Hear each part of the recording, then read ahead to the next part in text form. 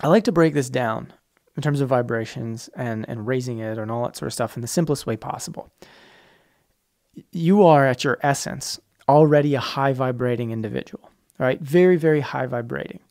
And what happens is when we get engaged with the human experience and we begin to add all the different layers on top, so like the environmental toxins per se, the way we're living in our own thought processes and habits and patterns, our level of current awareness or consciousness that we're operating from, the foods we eat, right? The type of lifestyle we have, movement and sleep and meditation and all these different things.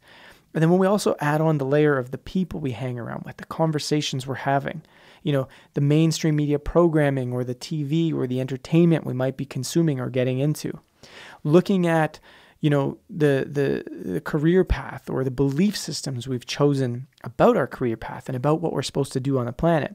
When we start to add in all these different things and the foods we eat, I don't know if I mentioned that one yet.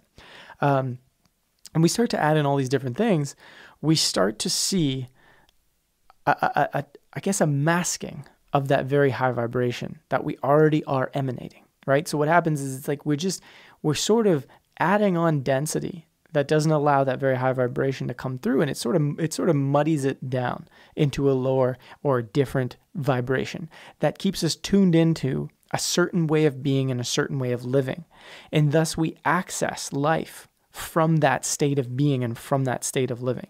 So in a very practical sense, that might look like we're always, say, attracting experiences we're in this, this experience, this vibration, this state of being where we're just kind of like, meh, life is this. And, we're kind of just moving through it with our heads down. We're a little bit robotic about it. Maybe we tune into some alternative news here and there, but, most of our surroundings and most of the choices we make are still of an older, uninspired aspect of the way the human experience is, right?